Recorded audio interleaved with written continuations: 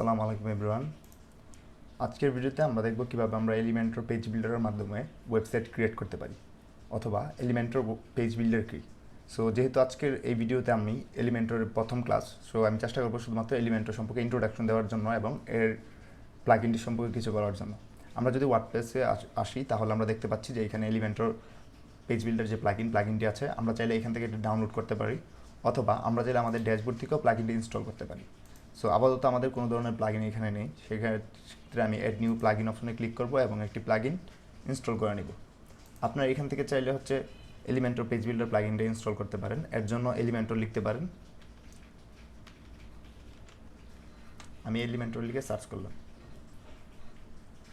So Elementor লেখার পরে আমাদের এইখানে প্রথম যে প্লাগইনটা দেখতে পাচ্ছেন elementor.com, সো এই প্লাগইনটা আমাদের ইনস্টল করতে হবে। সো এই প্লাগইনটা ইনস্টল করার জন্য আমরা ইনস্টল নাও বাটনে ক্লিক করব এবং এটিকে অ্যাক্টিভ করে দিব।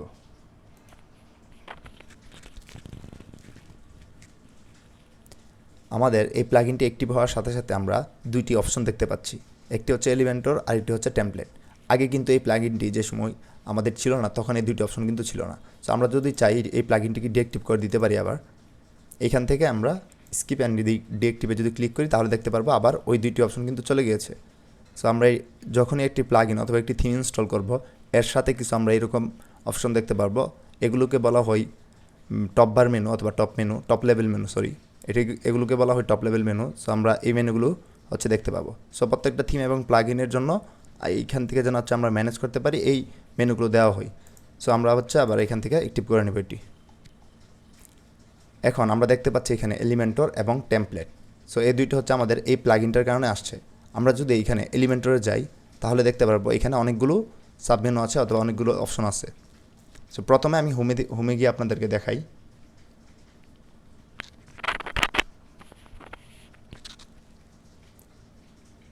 এখানে এরকম যদি পপআপ আসে আপনি চাইলে এখান থেকে এটাকে ডিলিট করে দিতে পারেন। এখানে ওরা ওদের প্লাগইন সম্পর্কে একটি বেসিক ইন্ট্রোডাকশন দিছে। সো আমরা এখানে যদি যাই আরও কিছু দেখতে পারি যে এখানে একটা ইমেজ অপটিমাইজার আছে, আমরা চাইলে এটা ইনস্টল করতে পারি। এটা তাদের সাথে মানে অ্যাড অন প্লাগইন বলতে পারেন, সাপোর্টিং প্লাগইন। সো এখানে আরও অনেক অপশনগুলো দেওয়া আছে, বাট এগুলো আমরা স্টেপ বাই স্টেপ জানবো যে সময় আমরা এলিমেন্টর ব্যবহার করা শিখবো তখন। আর এখানে তাদের একটি ইন্ট্রোডাকশন ভিডিও দেওয়া আছে। এবং আমরা যদি সেটিংসে যাই, এই সেটিংসের মধ্যে আমরা জেনারেলে যদি আসি তাহলে দেখতে পাচ্ছি যে পোস্ট টাইপ। আমরা এই এলিমেন্টর প্লাগইনের মাধ্যমে কি এডিট করতে চাই। আমরা যদি এইখানে দেখি যে এইখানে দেওয়া আছে যে পোস্ট এবং পেজ, আমরা চাচ্ছি যে পোস্ট এবং পেজ এই প্লাগইনের মাধ্যমে এডিট করতে। আমরা যদি কোনো একটা চাই যে না আমরা পোস্টটা এডিট করবো না, ফর এক্সাম্পল আমরা যদি চাই যে পোস্টটা আমরা এলিমেন্টর প্লাগইনের মাধ্যমে এডিট করবো না, সেক্ষেত্রে আমি এটিকে টিক মার্কটা তুলে দেবো এবং সেভ চেঞ্জেসে ক্লিক করবো। সেক্ষেত্রে আমাদের পোস্টগুলো আমরা এলিমেন্টর দিয়ে এডিট করতে পারবো না। আবার যদি এনেবল করি সেক্ষেত্রে এডিট করতে পারবো। আই হোপ আপনারা এটা বুঝতে পারছেন। এবং এখানে দেওয়া আছে যে disable default colour. So Elementor একটি ডিফল্ট কালার দেওয়া থাকে, আপনি যদি ওই কালারটিকে ডিজেবল করতে চান সেক্ষেত্রে এটিকে চেকবক্সে ক্লিক করবেন এবং এটিকে সেভ দিয়ে দিবেন। সো আমাদের ডিফল্ট কালারগুলো দরকার আছে, আদারওয়াইজ আমাদের কাজ করতে প্রবলেম হয়ে যাবে। সো বেসিক যে সেটআপটা দেওয়া আছে সেটিংয়ের, ওইটা যে অবস্থায় আছে ওইভাবেই আমি বলবো আপনারা রেখে দিবেন। তারপর যে সময় আমরা এলিমেন্টর ব্যবহার করা শিখে যাবেন, তখন আপনি বুঝতে পারবেন যে আপনার কোনটা দরকার নাই। বাট ইনিশিয়াল অবস্থায় আপনারা এটা চেঞ্জ করবেন না। তারপর যদি আমরা ইন্টিগ্রেশনে যাই সেক্ষেত্রে আমরা এখানে একটি গুগল ম্যাপ এমবেডেড এপিআই যদি আমরা এখানে অ্যাড করি সেক্ষেত্রে এটাকে অ্যাড করতে পারবো। সো এটা অন্যভাবেও করা যায়, ওইটা আপনাদেরকে দেখাই দিব আমরা। তারপর যদি আসি আমরা অ্যাডভান্সে, সেই অ্যাডভান্স থেকে আমরা বিভিন্ন কিছু সেটিংস ডিজেবল এবং এনেবল করতে পারি। সো এটা নিয়েও আমি তেমন একটা কথা বলতেছি না, যেহেতু এটি একদম বিগিনার কোর্স, সেক্ষেত্রে আমি ইন্ট্রোডাকশন দিব। তারপর পারফরমেন্সেও আমরা আসতে পারি। এখানে দেখতে পাচ্ছি আরও অনেক কিছু আছে। তারপর আমরা যদি ফিচার্সে আসি সেক্ষেত্রে ফিচারগুলো এখানে বিভিন্ন ফিচার এনেবল এবং ডিজেবল করতে পারবো। তারপর যদি আমরা আসি রুল ম্যানেজারে, সেক্ষেত্রে আমাদের একটি ওয়েবসাইটের মধ্যে বিভিন্ন ধরনের রুলস থাকে। এখানে যদি আমরা রুলের মধ্যে যাই, ইউজার ইউজার থেকে আমরা কোনো একটা ইউজার অ্যাড করলে ওই ইউজারকে আমরা যে কোনো একটা রুল দিতে পারি। ফর এক্সাম্পল এখানে সাবস্ক্রাইবার, কন্ট্রিবিউটর, অথর অথবা এডিটর আছে। তবে আমরা চাইলে যেই এডিটর যদি আমরা চাই যে আমাদের এডিটররা তারা আমাদের এলিমেন্টরটাকে অ্যাক্সেস করতে পারবে, সেক্ষেত্রে আমরা এখান থেকে বলে দিতে পারবো। সো এইটা আপনাদের অবশ্যই ফ্রি প্লাগইনটা দিয়ে অনেক সময় হয় না। আমরা যদি একটু নিচের দিকে যাই সেক্ষেত্রে আমাদের আপডেট করতে হবে। মানে আপডেট বলতে আমাদের একটা প্রিমিয়াম ভার্সন আছে, ওই ভার্সনটা নিয়ে কাজ করতে হবে। সো আমি প্রিমিয়াম ভার্সনটা আপনাদেরকে দিয়ে দিব, বাট আমরা ফ্রি ভার্সনটা যে সময় শেখা শেষ হবে তখন আমি হচ্ছে প্রিমিয়াম ভার্সনটাকে আপনাদেরকে শেখাবো এবং ওই প্লাগইনের ফাইলটাও আপনাদেরকে দিয়ে দিব। তারপর যদি আমরা আসি এলিমেন্ট ম্যানেজার, এখান থেকে হচ্ছে আমরা বিভিন্ন এলিমেন্টগুলোকে ম্যানেজ করতে পারবো। সো ইন্টারনেট অনেক স্লো, আপনারা দেখতে পাচ্ছেন। এখান থেকে হচ্ছে আমরা এলিমেন্টগুলো ম্যানেজ করতে পারবো। তারপর যদি আমি আসি টুলস থেকে হচ্ছে আমরা ডেভেলপারদের ক্ষেত্রে অথবা আমরা যদি যে সময় হচ্ছে অ্যাডভান্স লেভেলে একটু যাবো তখন হচ্ছে আমরা বুঝতে পারবো যে এখানে দেখতে পাচ্ছেন যে রিজেনারেট সিএসএস অ্যান্ড ডেটা। অনেক সময় আমাদের ডিজাইনের মধ্যে অনেক সময় প্রবলেম হতে পারে অথবা অনেক সময় ক্যাশিং থাকতে পারে। ওই সময় হচ্ছে প্রপার যদি আপনার ডিজাইনটা না পাচ্ছে সেক্ষেত্রে হচ্ছে আপনি এখান থেকে রিজেনারেট দিলে ফাইলটা হচ্ছে আবার তার যে অরিজিনাল যেটা হচ্ছে জেনারেট হচ্ছিল না ওইটা হচ্ছে জেনারেট হয়ে যাবে আর কি, এবং হচ্ছে ওই প্রবলেমগুলো আপনারা সলভ করতে পারবেন। এবং লাইব্রেরি হচ্ছে বিভিন্ন লাইব্রেরি থাকে, ওই লাইব্রেরিগুলোর সাথে সিঙ্ক করার জন্য এটা। তারপর সেফ মোড এনেবল ডিজেবল অথবা এইটা করে দিতে পারবেন, বারটা এটা এনেবল অথবা ডিজেবল রাখতে পারেন। সো এগুলো হচ্ছে একটু ডেভেলপারদের পার্ট। সো আমি নিজেও একজন থিম ডেভেলপার, যে সময় হচ্ছে আমি এগুলো ডেভেলপ করি তখন হচ্ছে এগুলোকে হচ্ছে আমি এনেবল করে দিই এবং হচ্ছে বিভিন্ন সময় হচ্ছে এটার আমার টেস্ট করার জন্য লাগে। সো আপাতত আপনাদের ক্ষেত্রে এটা লাগবে না। সো এগুলো হচ্ছে আপনারা জাস্ট দেখে রাখতে পারেন। তারপর হচ্ছে অনেক সময় সাইট ট্রান্সফার করার পর হচ্ছে আমরা এগুলোকে চেঞ্জ করি। সো আপাতত এটা দরকার নাই। তারপর ভার্সনে যদি যাই, আমরা চাইলে হচ্ছে এলিমেন্টের বিভিন্ন ভার্সন থাকে এবং এটা কয়েকদিন পর পর আপডেট আসে। ফর এক্সাম্পল আমরা যদি ফেসবুকের দিকে তাকাই তাহলে দেখতে পারি ফেসবুক কিছুদিন পর পর এটা হচ্ছে আপডেট নিয়ে আসে এবং আমরা চাইলে ওইটাকে আপডেট করতে পারি। তবে এখানে আপনি চাইলে হচ্ছে রোল ব্যাকও করতে পারেন, মানে আপনি আবার পুরাতন অথবা আগের যে ভার্সনটাতে আছে ওইটা তো যাইতে পারেন। সেক্ষেত্রে হচ্ছে আপনি পুরাতন ভার্সনটাকে সিলেক্ট করে দিতে হবে এবং এইখান থেকে আপনি ওইটাকে রিইনস্টল করলে ওইটা হচ্ছে পুরাতন ভার্সনে আবার চলে যাবে। তারপর যদি আমরা মেইনটেনেন্স মোডে আসি, আমরা চাইলে একটা ওয়েবসাইট যে সময় মেইনটেনেন্স অবস্থায় থাকে এরকম, এখানে যেমন আমাদের ওয়েবসাইটটা এখনও কিন্তু তৈরি হয়নি, যার কারণে আমরা যদি ওয়েবসাইটের মধ্যে আমাদের ক্লায়েন্টরা ভিজিট করে সেক্ষেত্রে সে ভালো একটা ইনফরমেশন দেখতে পাবে না। সো আপনি চাইলে এখান থেকে হচ্ছে মেইনটেনেন্সের জন্য একটা প্লাগইন অথবা টেমপ্লেট দিয়ে দিতে পারেন। সেক্ষেত্রে আপনাদের ওয়েবসাইটে যদি কোনো ভিজিটর আসে সে হচ্ছে ভিজিটর একটা ওয়ার্নিং পাবে যে হচ্ছে আমাদের সাইটটা আন্ডার মেইনটেনেন্স আছে অথবা আমাদের সাইটটা কামিং সুন, কিছুদিন পর হচ্ছে আমাদের কমপ্লিট হবে। সো আমরা অনেক ওয়েবসাইটে চাইলে দেখতে পারি যে হচ্ছে অনেক সাইট আন্ডার মেইনটেনেন্স আছে, যার কারণে হচ্ছে আমাদের বুঝতে পারি যে এই ওয়েবসাইট হয়তো চলমান, হয়তো একটা ডেভেলপমেন্টের কাজ চলতেছে, হয়তো কিছুদিন পরে অথবা কিছু সময় পরে এটা ঠিক হয়ে যাবে। তো এরকম করে হচ্ছে আমরা এখান থেকে টেমপ্লেট চুজ করতে পারি।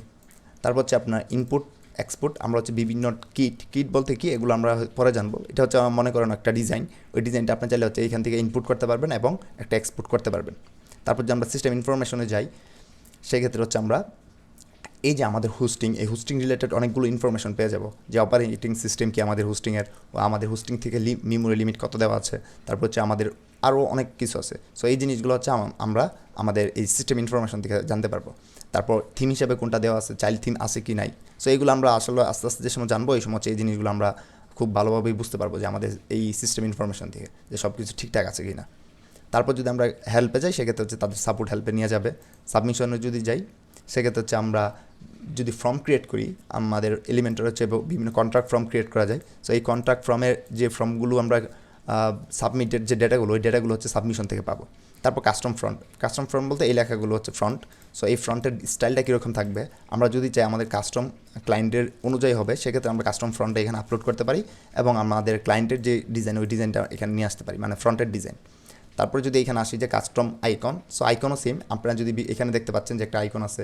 সো এই আইকনটা যদি আমরা চাই যে আমাদের ক্লায়েন্ট যে আইকনটা দিচ্ছে আমরা সেই আইকনটা ব্যবহার করতে চাই, সেক্ষেত্রে হচ্ছে আমরা এখানে কাস্টম আইকনটা আপলোড করতে পারি। তারপর কাস্টম কোড, যেমন হচ্ছে আমরা বিভিন্ন কাস্টম সিএসএস কোড এখানে অ্যাপ্লাই করতে পারি। তারপর আমরা দেখতে পাচ্ছি অ্যাডন বলতে হচ্ছে এই প্লাগইনের বিভিন্ন সাপোর্টিং কিছু প্লাগইন আছে, যে এটার ফিচার যদি আমরা আরও বাড়াতে চাই সেক্ষেত্রে বিভিন্ন অ্যাডন আমরা কিনতে পারি, কিনে হচ্ছে এখানে ফিচারগুলো অ্যাড করতে পারি। তারপর যদি আমরা আসি টেমপ্লেট, সো এই টেমপ্লেটের মধ্যে হচ্ছে আমরা বিভিন্ন টেমপ্লেট ক্রিয়েট করতে পারি। ফর এক্সাম্পল এখানে আমরা দেখতে পাচ্ছি পেজ, সেকশন এবং কন্টেইনার। সো আমরা যে সময় হচ্ছে প্রিমিয়ামটা অ্যাড করবো তখন দেখতে পারবো আরও কিছু টেমপ্লেট চলে আসছে। সো ফ্রি অবস্থায় আমরা এই 3টা টেমপ্লেটই পাবো। পেজ বলতে আমরা বিভিন্ন একটা ফুল পেজকে বোঝাচ্ছি এবং সেকশন বলতে একটা পেজের হয়তো কিছু একটা এরিয়া। ফর এক্সাম্পল আমি যদি আপনাদেরকে একটু দেখাই, এই মনে করতে পারেন যে এই এতটুক জায়গা হচ্ছে একটা এরিয়া। সো এটাকে বলা হচ্ছে সেকশন। তারপর কন্টেইনার, সো আমরা কন্টেইনার হিসেবেও আমরা সামনে দেখবো, আমরা কন্টেইনার লেআউট দিয়ে হচ্ছে ডিজাইন করবো। সো এই কন্টেইনারটা হচ্ছে আমরা এখান থেকে চাইলে ডিজাইন করতে পারি, তারপর এটাকে সেভ দিয়ে রাখতে পারি। তারপর যদি আমরা আসি যে থিম বিল্ডার থেকে হচ্ছে আমরা একটা থিমের স্টাইল অথবা পুরো ওয়েবসাইটের স্টাইলটা কীরকম হবে ওইটা এখান থেকে ক্রিয়েট করতে পারি এবং আরও অনেক কিছু আছে, এই জিনিসগুলো আমরা জানবো। তারপরে যদি আমরা ফ্লোটিং বাটনে আসি, সেক্ষেত্রে ফ্লোটিং বাটনের মধ্যে দেখতে পারবো যে বিভিন্ন ফ্লোটিং বাটনের স্টাইলটা করতে পারবো। তারপর এখান থেকে আমরা যদি যাই kit library, so kit library সম্পর্কে একটু আগে আপনাদেরকে বলছিলাম যে বিভিন্ন ডিজাইন অলরেডি করা আছে। সো আমরা যদি হচ্ছে তাদের প্রিমিয়াম ভার্সনটা কিনি, সেক্ষেত্রে আমরা এই কিট লাইব্রেরিগুলো ইউজ করতে পারবো। কিছু ফ্রিতেও কিছু আছে, বাট হচ্ছে এই দুইটা যেমন ফ্রিতে আছে, সো এই দুইটা আমরা ইউজ করতে পারি। সো এটা কীভাবে ইউজ করবে এটা আমি পরবর্তীতে আস্তে আস্তে ক্লাস দেখাই দেবো আপনাদেরকে। তারপর আছে পপ আপ, যেমন আমরা বিভিন্ন ওয়েবসাইটে গেলে দেখি কি আমাদেরকে হচ্ছে ডিসকাউন্ট 50%, এটা পপ আপ হিসাবে আসছে। সো এই পপ আপগুলো আমরা এখান থেকে ক্রিয়েট করতে পারি, এর জন্য আমাদের প্রিমিয়াম ভার্সন কিনা লাগে। তারপর যদি আমরা আসি নিউ, এই যে দেখেন এখানে আপডেট নাও বলতেছে, কারণ হচ্ছে এটা হচ্ছে ফ্রি ভার্সনে করতে পারবেন না। তারপর আমরা যদি অ্যাড নিউ দিই, অ্যাড নিউ বাদতে হচ্ছে এখান থেকে আমরা বিভিন্ন পেজ অথবা সেকশন অথবা কন্টেনার ক্রিয়েট করতে পারি। তারপর আছে ক্যাটাগরি, সো আমরা বিভিন্ন ক্যাটাগরি ওয়াইজ হচ্ছে এটাকে সাজিয়ে রাখতে পারি। তো এইখানে হচ্ছে আপনাদের এলিমেন্টর প্লাগইন যদি ইনস্টল করেন, এই দুইটা অপশন পাবেন। সো এই দুইটাতে আমি জাস্ট হচ্ছে আপনাদেরকে পরিচয় করে দিচ্ছি, যদি একদম পরিচয় না করে দিই সেক্ষেত্রে আপনারা অনেক কিছুই তো বুঝবেন না। সো আজকের ক্লাসটা এইটুকুই ছিল, আর হচ্ছে আমরা পরবর্তী ক্লাস থেকে হচ্ছে আমরা আস্তে আস্তে বিভিন্ন সাইট অথবা বিভিন্ন পেজ ডিজাইন করা শুরু করব। সো থ্যাংক ইউ এভরিওয়ান, আসসালামু আলাইকুম।